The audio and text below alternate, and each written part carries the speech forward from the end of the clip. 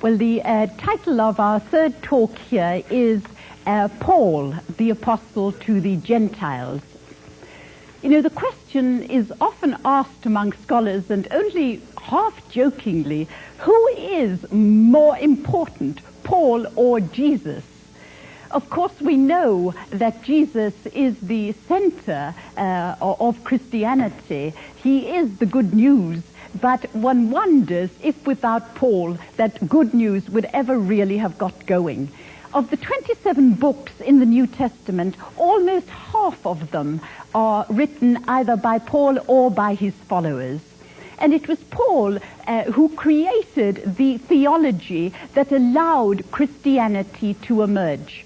The development of Western civilization, as I have said earlier, is synonymous with the development of Christianity. So Paul becomes one of the most important figures in history. Before we look at Paul, let's have a look at the world in which he operated. We have to put him into his historical context. It was the Roman world, the Roman Empire, one could say, was at its height. The Roman Empire had come into existence in about the year 27 BCE, and it stretched from the Atlantic to Syria. It encompassed Spain and all of North Africa. The major cities at the time would have been Rome, which would have had a population possibly of 1 million. Alexandria down there in Egypt would have had about 500,000. Other important cities would have been Ephesus, right there on the coast of what is now Turkey. Antioch in Syria was an important town. Incidentally, you will notice there are a lot of towns called Antioch. Why are they called Antioch? Because of that megalomaniac Antiochus IV. You remember we've mentioned him earlier. He liked to call towns after himself. So you have Antiochs all over the place. But it's the Antioch up there in Syria that becomes an important one for us. It was here that these people were first called Christians. It was an important town. Towns of lesser importance would be places like Philippi, Thessalonica, Corinth, and many other towns that we meet up with here in the New Testament. The Romans had a genius for government. They weren't really creative. They didn't create a great deal, but they were wonderful soldiers, and they governed their Roman Empire very, very well. They divided it up into provinces where they had Roman governors in charge. The population was varied. It wasn't any melting pot, not like we have here in America. There would have been dioceses of Gauls living in places, dioceses of Parthians, dioceses of Greeks, dioceses of Jews who did not intermarry with each other. They would have been a sort of melting pot of ideas, but they tended to marry into their own tribe. Many of these people were Roman citizens. Many were freedmen. You could buy your way out of slavery or earn your way out of slavery, but a great number of them were slaves who had no civil rights. This was, however, an Hellenistic world. While the Romans were in charge, the culture was predominantly Greek. And Greek culture, one could say, was derived from Greek philosophy, particularly from Platonic dualism.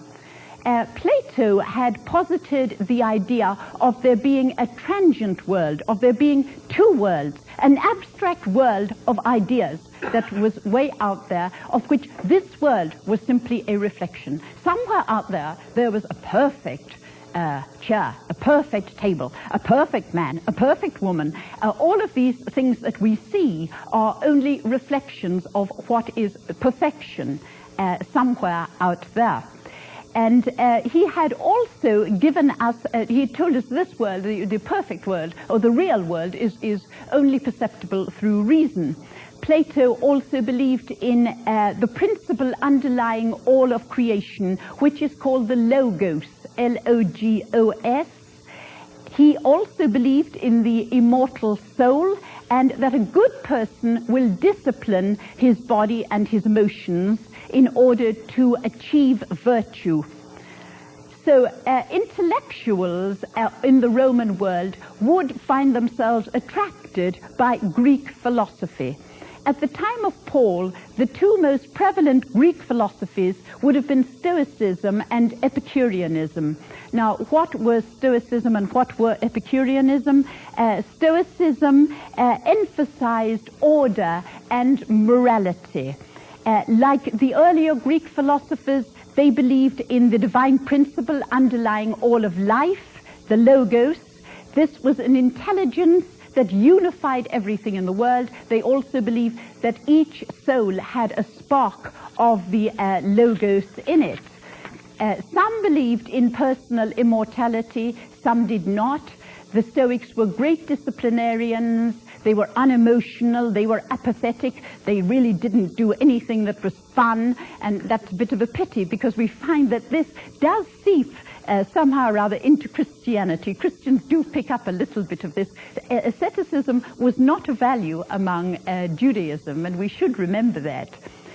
The Epicureans, who were they? Well, generally they promulgated the idea, the philosophy of pleasure, freedom from pain. One should enjoy everything that there was to enjoy. It wasn't really as simple as Paul puts it somewhere, eat, drink, and be merry, for tomorrow we die. They weren't really into sensual pleasures. That was such a bother. It could cause pain. So instead, they were into things that were the enjoyment of the mind. In fact, they said it's far better to stay home and tend your cabbages than to get too involved in sensual things. But their philosophy, however, was to grasp the day, carpe diem. They thought that the soul itself dissolved into nothingness at death, so you made the most of what there was to make in this life. All attempts, unfortunately, of scholars to try to show that Paul synthesized Greek philosophy with Judaism to produce Christianity, this has been abandoned. Paul did not do that. He probably knew Greek philosophy. He would have picked up some of it during the course of his life, and particularly in his early life. But that isn't where Paul's genius lay. Paul's genius is in the way in which he adapted Judaism to a Gentile audience. Now, what was Rome? So much for Roman philosophy. What about religion? What was there in the Roman world at the time of Paul? Well, the Romans allowed freedom of established religions. Judaism was an established religion, and Jews were allowed to freely practice their religion. However, the predominant religion of the Roman world was the worship of the Capitoline gods. The worship of people like Jupiter and Juno and Mercury and Venus and the rest of them. And people took this seriously. We have a tendency to think that this is something people didn't take too seriously, but let's not forget that these gods were much older. They were about 1,000 years old at this time. Yahweh was how old? About 1,200 years. So more or less the same sort of ages. People did take the Capitoline gods seriously. You did not want to get on the wrong side of a god. You certainly didn't want to be on the wrong side of Jupiter. You did not go into battle and not do your sacrifice to Athena. She could be fierce. You could lose the battle. So much of their thought then went into placating these gods, and their high priest, the Pontifex Maximus, his duty was to see that all of the rites that should be carried out to these gods were scrupulously observed. and there were many of them. The Romans believed that this piety, as they called it, gave a cohesion and discipline to the Roman state, and people were encouraged in the worship of gods. In fact, atheism was not an option among the Romans. One had to adhere to some religion. As well as that, they had the cult of the emperor. The emperor was considered to be divine. Now, this had actually started at the time of Alexander. He had accomplished so much that after his death, he was raised to the status of divine. Then when Augustus accomplished as much as he did, he was regarded as the divine Augustus. And if you were a governor in the provinces and you wanted to curry favor with an emperor, then you would build temples to your emperor. Now, Augustus didn't encourage this. He didn't particularly like it. If you were an ambitious citizen, the best thing you could hope for was to become a priest of the cult of the emperor.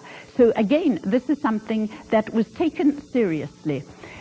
Some of the Roman emperors took their divinity more seriously than others. Augustus didn't particularly, didn't like it. Tiberius, who came after Augustus, well, he was probably all right. Tiberius had a few odd quirks, but he wasn't one of their worst emperors. It was the bad emperors who really took their divinity very seriously. Caligula, who was there for a few years in the early 40s, was totally insane. And his divinity was to be taken seriously by everybody. He was the one who wanted his statue put in the Holy of Holies in Jerusalem. He made his horse into a senator and into a priest. And everybody must worship Caligula as a divine person. Claudius wasn't too bad. He was fairly sensible, but he was followed by Nero, who was a very wicked man. And Nero did have a propensity to think of himself as divine. He was also a pyromaniac. He used to like to set things on fire. One of the ways he got his jollies was by going out at night and having his way lit up by people who were condemned to death being set afire so that he could drive his carriage through them. And now he again was a divine emperor. Vespasian and Titus weren't too bad, but Domitian, who came after Titus and who was his brother, certainly took his divinity very seriously. All people had to regard him as Lord God Emperor and address him as Lord God Emperor. And if they didn't do that, they were quite often put to death. And we'll find that persecution of people starts in the provinces only at the time of Domitian, when he's insisting on his own divinity. So we have this cult of the emperor as divine then, but as well as that, there are other cults that have come in from various parts of the empire, that have come in from places like Greece and from Egypt and from Persia, that were quite popular. We have the cult of Dionysius, for instance. Now, who is Dionysius? He was the god of wine, and if you remember from your Greek mythology, he'd been killed by the Titans, but then he had been resurrected by Zeus. Now, in the winter, all of the vines die, but they all grow again in the spring. So you have the resurrection of a god. And you will find that the adherents of Dionysius would get themselves holily intoxicated at this time to celebrate the resurrection of Dionysius. These, incidentally, are called mystery cults because we don't know exactly what the initiation into them involved, but they think it involved some type of going into some type of ecstasy that put you in contact with the gods. In fact, there are some scholars who equate the glossolalia, the speaking in tongues, that Paul talks about as possibly having some connotations with the mystery cults. We have the cult of Demeter. Now, you remember Demeter was the goddess of the corn. And again, from your Greek mythology, you remember that she had a daughter, Persephone, who was out picking flowers until that big bad Pluto came and took her off into the underworld. And then when she was gone, her mother would not allow the crops to grow. So you had winter. However, they worked out an arrangement whereby Persephone could come back for 6 months every year. She had to stay 6 months because she'd eaten a pomegranate that had 6 seeds. So obviously that explained everything clearly, didn't it? But she was resurrected in the spring, and then we have another god being resurrected. Again, you have the cult of Orpheus. You remember that story? He went off into the underworld to try to get his wife Eurydice back, but curiosity overtook him and he didn't quite succeed. And the cult of Isis was also very prevalent. She was an Egyptian goddess of motherly compassion, because you usually see pictures of her holding her son Horus. Of the Pharaoh of Egypt is the reincarnation of Horus. But even in early Christian times, they would get confused with Isis holding Horus and Mary and Jesus. There was often a lot of confusion here. But if you remember the story of Isis, she was married to Osiris, who was also her brother. In Egypt, they like to keep everything in the family. And he was murdered by his very bad brother Seti. Osiris was very good, and Seti tricked him into sitting in this coffin and then threw him into the Nile. And then, to make quite sure he was dead, he cut this coffin up into 7 different pieces and put it all over Egypt. And Isis went round and collected them together and put him back together and resurrected him. So we have again another resurrected god. And after he was resurrected, you remember, she conceived Horus, which is rather odd because the only part of him they couldn't find was the penis. So don't ask me how that happened. Anyway, Osiris does remain also the god of the dead, and adherents to the cult of Isis would be guaranteed eternal life, because here you've got Osiris who was going to take care of them after death.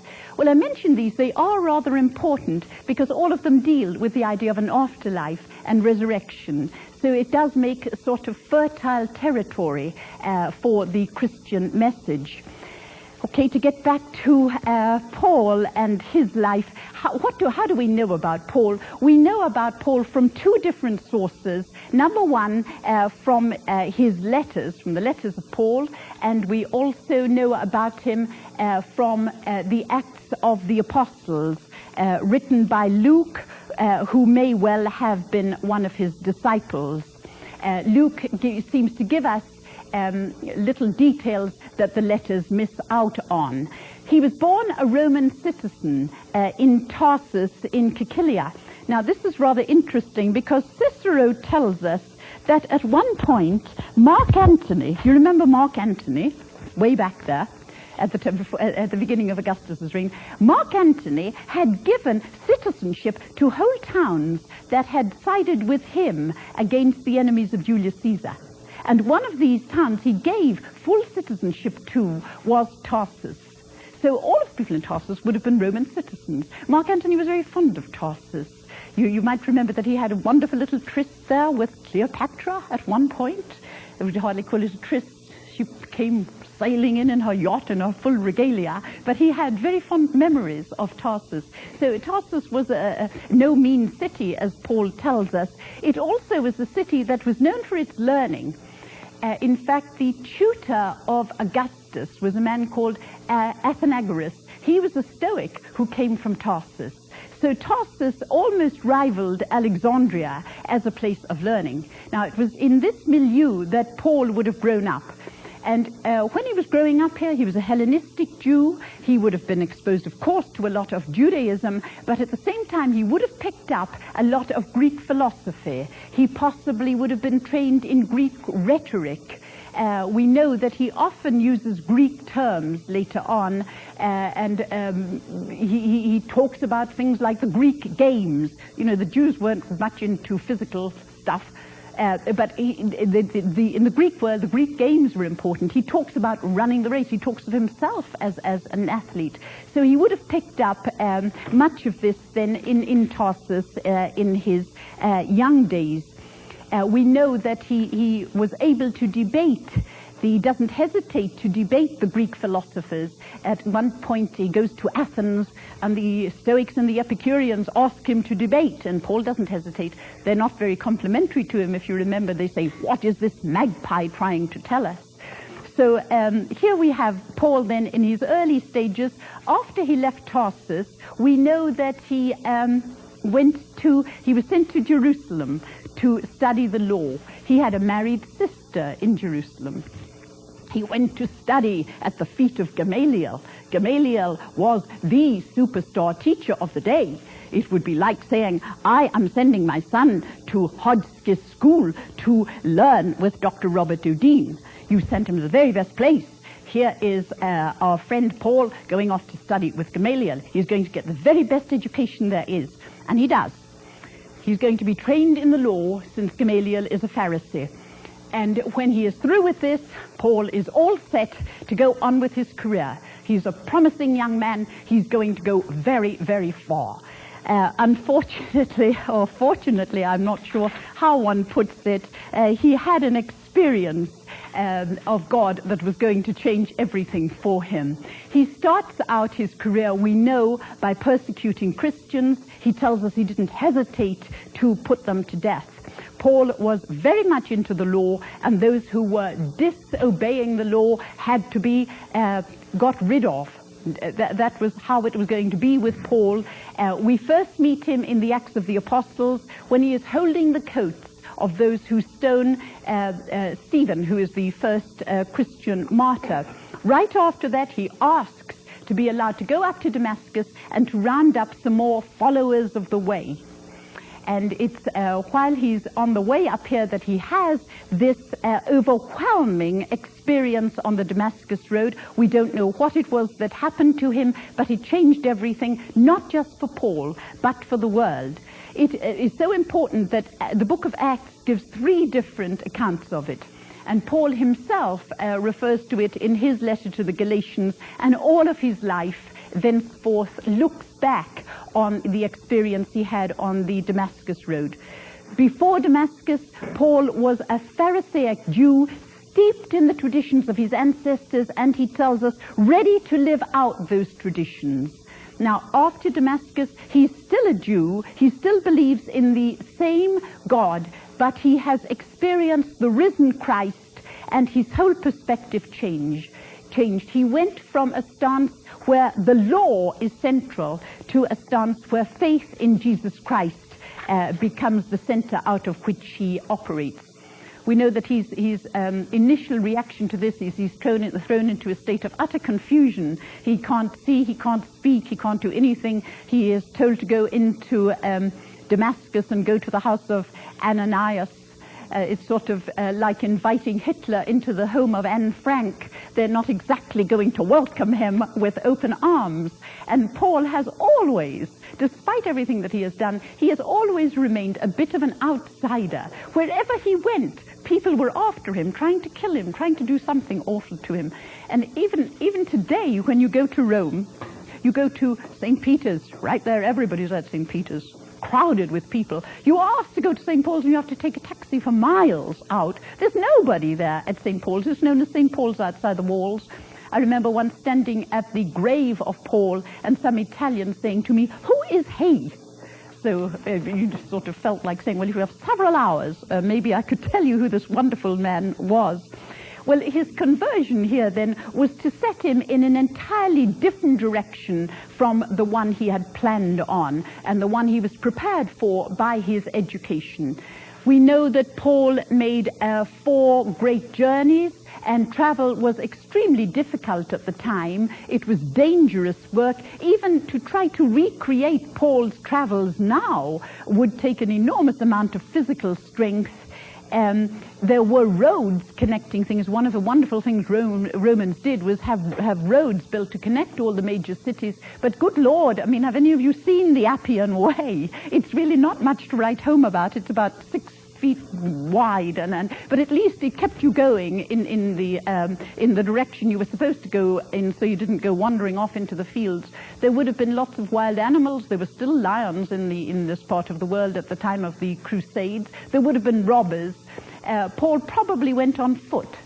They didn't have horses. A horse, incidentally, is never mentioned in the Acts of the Apostles. Paul didn't fall off a horse. He probably never owned one. Horses were for rich men, and if you had a horse, it could be commandeered by any Roman soldier you met along the way, so you weren't likely to have it.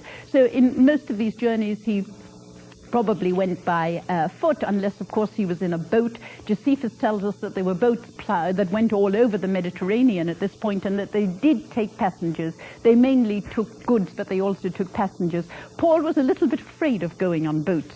But he did sometimes go on a boat when he was making an outward journey. Coming back, he invariably went by foot. One of these days you should try to trace his journeys here. They're rather interesting. That first journey that he made, he makes with Barnabas and with Mark, possibly the Mark who is later going to write the Gospel. Who was Barnabas? Barnabas was a big person in the church at Antioch. Barnabas had sold his farm in Cyprus and given all the money over to the early church. So people admired Barnabas greatly, and he was Paul was his protege, and he went with him on his first journey. It's obvious that the itinerary was set by Barnabas, because where's the first place they go to? They go back to Cyprus, where Barnabas knew everybody, and in fact they convert the governor there, a man called Sergius Paulus. And from there, they go up to Turkey, into Galatia, into small towns. They go into Antioch, that small town of Antioch up there, and they go into Iconium, and they go into Lystra. These are little towns. It's not really, it doesn't seem like Paul's choice. Later on, when he sets his own itinerary, he doesn't go to small towns. In fact, when he writes back to these people later on, he says, I only came to visit you in the first place because I was sick. He did, so he really didn't want to go. We find that he and Barnabas have a falling out over Mark. You remember Mark gets so homesick and wants to go back, and Paul says he'll get rid of him, and Barnabas gets all hoity-toity and leaves too. So in the next journeys that he makes, he himself sets the itinerary, and you can see that he goes into major places. There's nothing haphazard about what he does. He goes into Philippi, a major town in Macedonia. He goes into Thessalonica, which is the capital of Macedonia. He goes into places like Corinth, that's the capital of Achaia. He goes into Athens, not important really at this point, but it certainly was a city that had a reputation that everybody had to live up to. And he goes into big places like Ephesus. He stays in Ephesus for something like 3 years. And it's interesting because later on, when we're reading the book of Revelation, you'll see that John mentions those 7 churches all around Ephesus there. It's probable that Paul had every intention of going to major cities where he could send out little missionaries.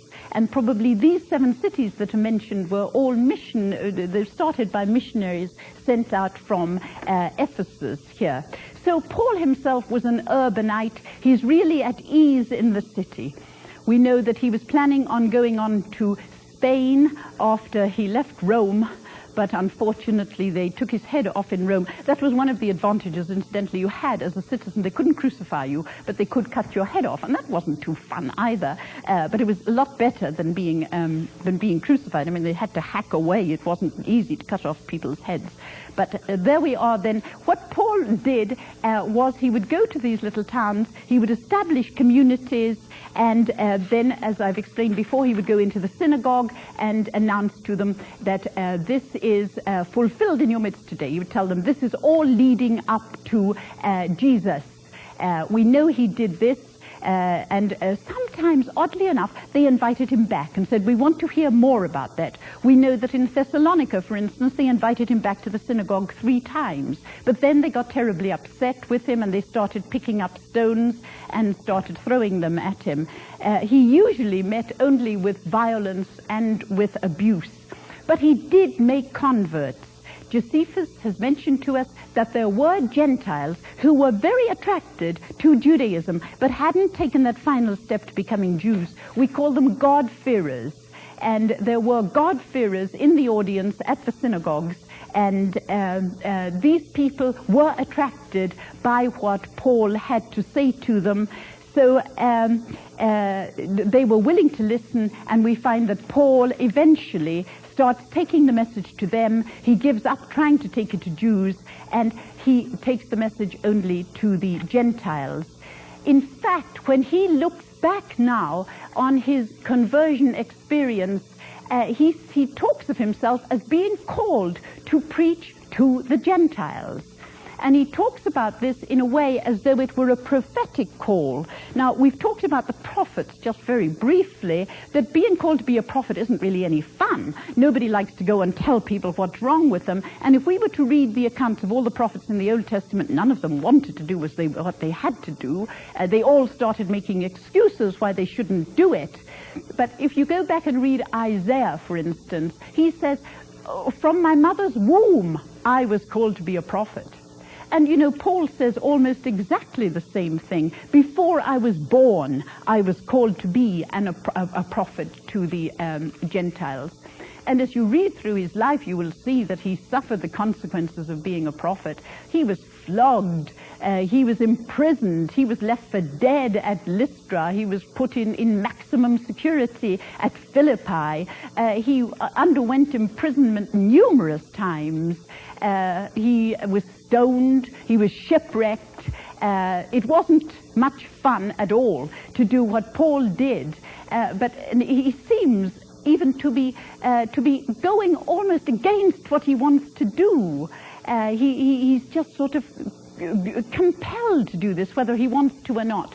In the letter to the Corinthians, he says something about preaching the gospel is not the subject that I'm going to boast about.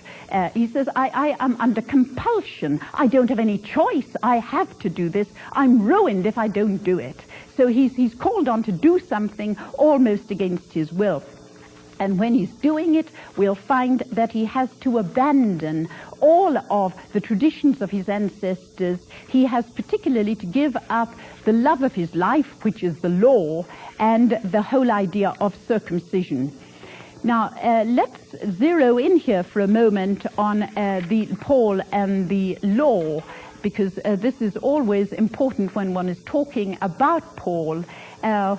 Paul and the law, what is it all about, and what was the law? Now, I mentioned to you that the law was given to Moses, you remember, on Mount Sinai.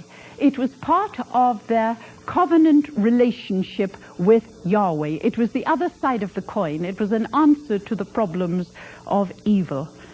Moses, when he was leading them through the desert, had gone up here to the top of Mount Sinai, and he had received the law as a gift of God.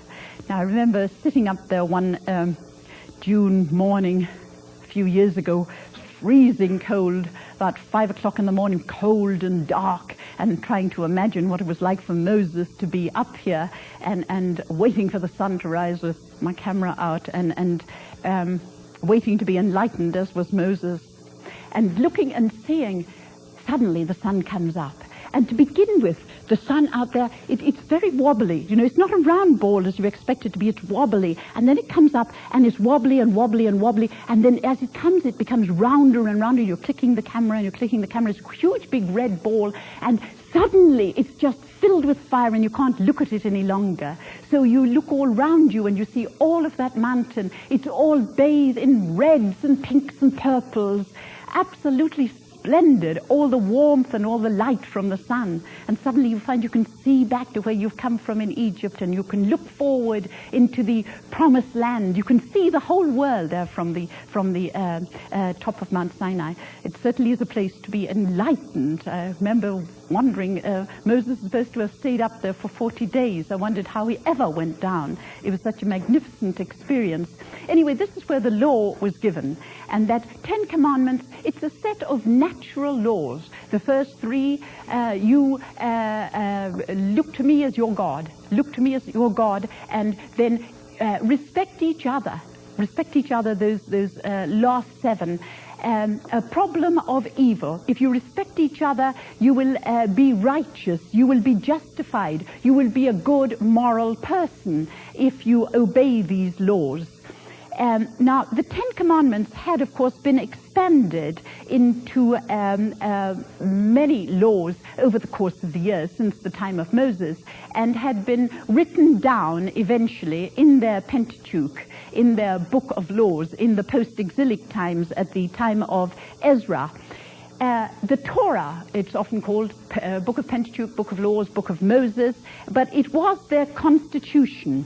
They looked to this as something you did not tamper with, just like we look to our constitution as something you don't tamper with.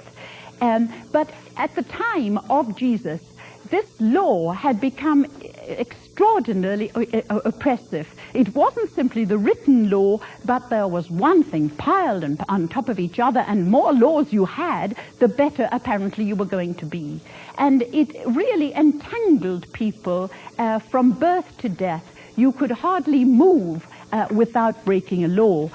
Most certainly, you could not go on the road from Jerusalem down to Jericho and see a man sitting there and go and help him. He might be dead. And if you touched him, what happened to you? You became ritually unclean. You had to go back all the way to Jerusalem, get ritually cleaned, and start all over again.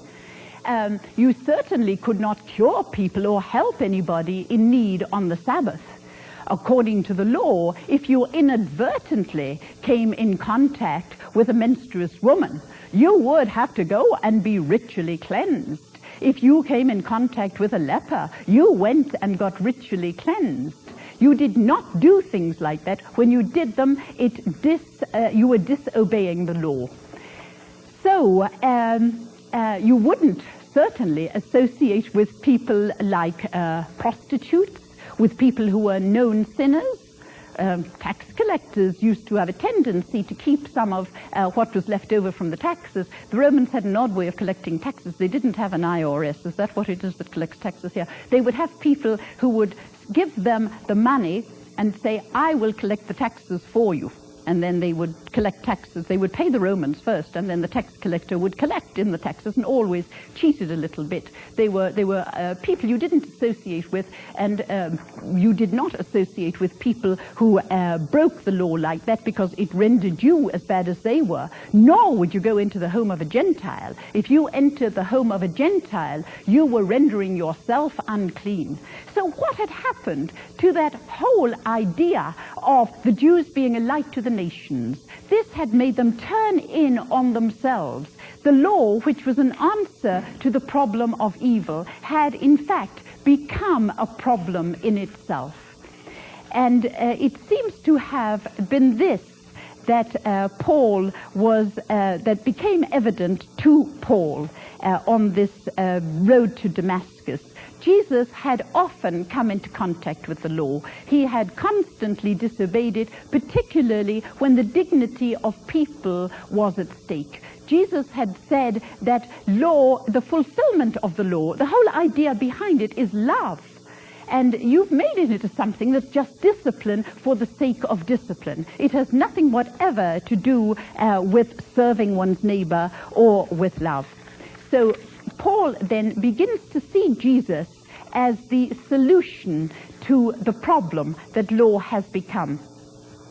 Jesus the law had crucified Jesus, had put him to death, had made him hang there on the tree, which again was forbidden by the law. Anyone who hung on a tree was accursed.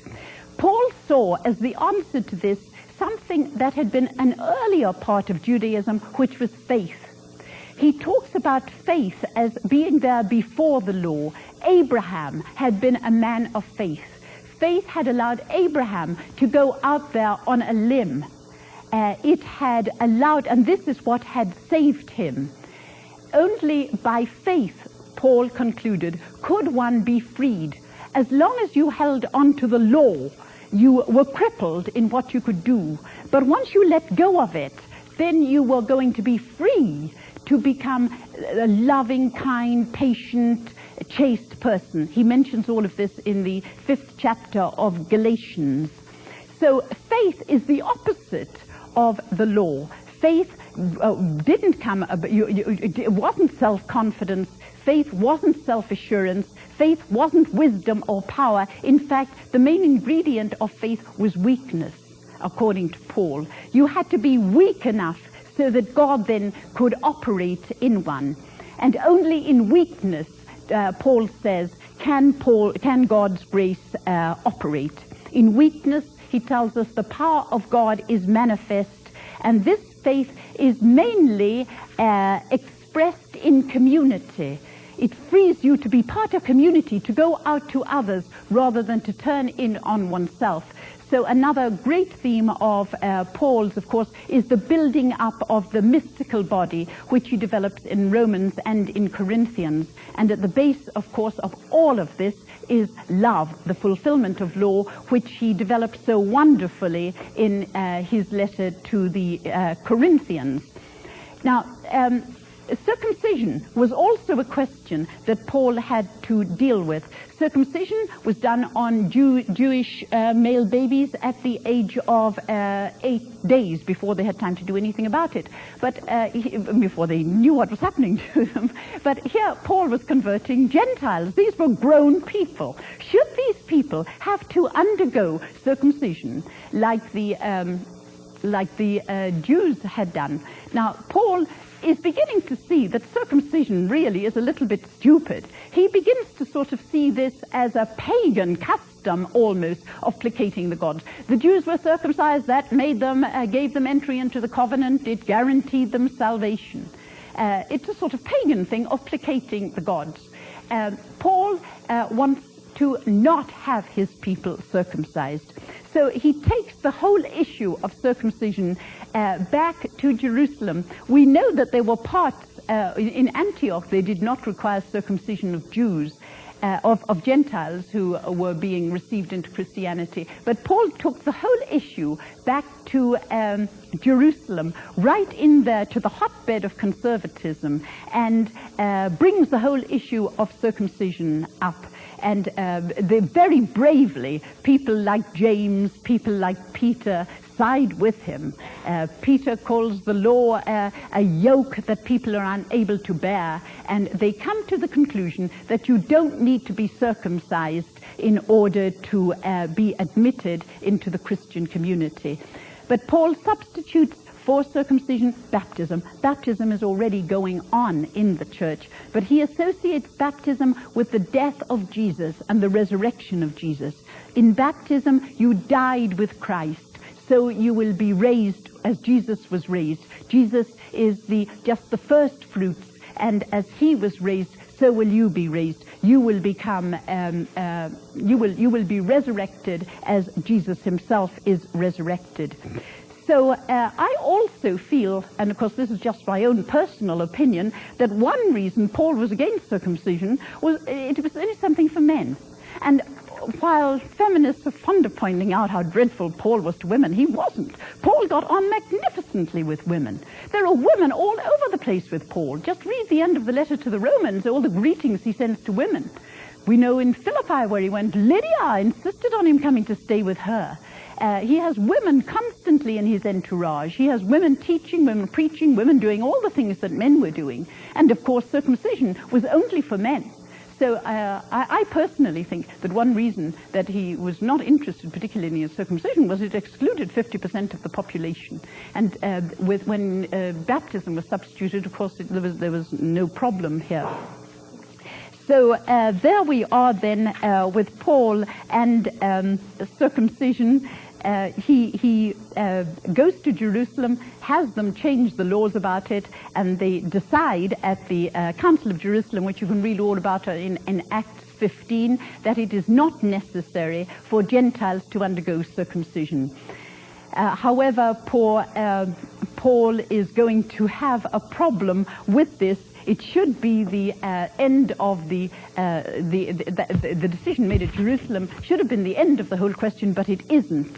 We'll see as we're reading through the letters of Paul that he continues to have problems with the Judaizers who infiltrate his community after he leaves and insist on the Gentiles going through circumcision and observing all of the Mosaic law, and he was going to continue to have this problem.